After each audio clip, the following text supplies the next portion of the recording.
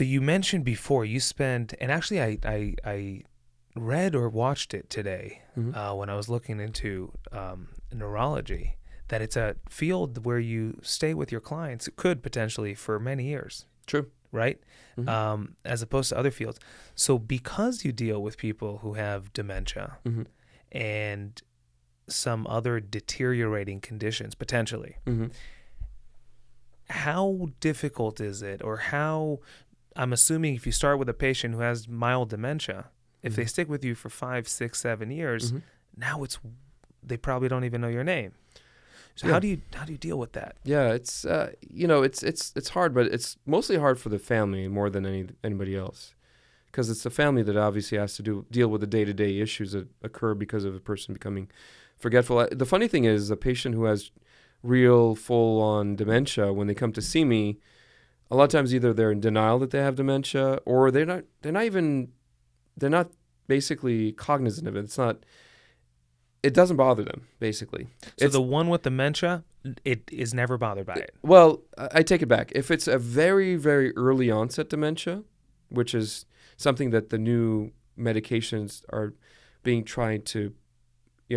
applicable to, like those type of patients that are very early, those patients usually come in and they're aware that they're having issues. And that's on the sad side, because they go from being aware that they're having issues to just being happy-go-lucky with, like, all right, I don't have any issues anymore. In fact, they still do, and it's probably getting worse. Fascinating. But the ones that come to me who are already been diagnosed with dementia, usually the family that brings them. It's obviously not the patient themselves, because they won't be able to even bring themselves if they wanted to. Right. For different reasons, and they're not even aware that they have it. So it's not a problem for them; it's a problem for the family. So dealing with a dementia patient, Mm-hmm. you're not really dealing with them. They're always accompanied with a family member. Usually, I mean, once in a while, I get the early onset type of dementias that becomes a little bit tricky. I've had a couple of patients where they would come by themselves, and they're still, early or pre-Alzheimer's dementia, where they can drive themselves, they do some stuff, but they are aware, they're noticing that they're having problems with work, or people telling stuff, and they're like, wait, I have this problem? I don't know. So now they, go see their primary care doctor. Like, the doctor's like, okay, go see a neurologist, right? And so it gets a little tricky for us neurologists, because we like to get collateral information, right?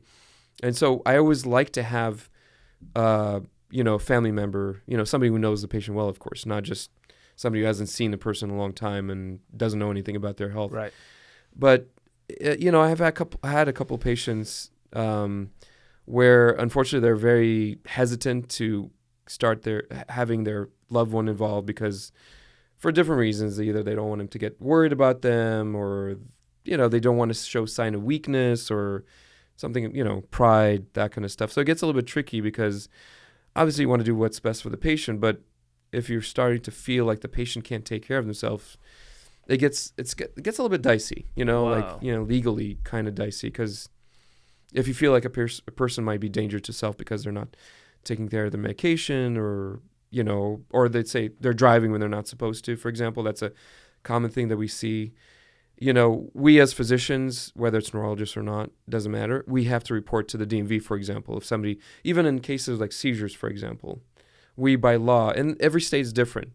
So it's a good and bad, because, we do a public service by preventing, God forbid, future issues from occurring. Like, you always hear the cases of, patients with dementia who shouldn't be driving, and who did drive, and then they got into a major accident, or they ran over a whole bunch of people. Like there was that case many years ago in the farmers market, and it was dementia.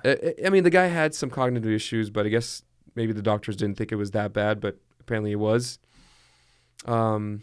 So, and it's not so much just even remembering stuff. It's like also things that change as you get older is your ability to react, right? Like, let's say if it was a young person who had the same problem, like put their foot on the gas instead of the brake, they can shift their brain. They're like, oh, shoot, let me change.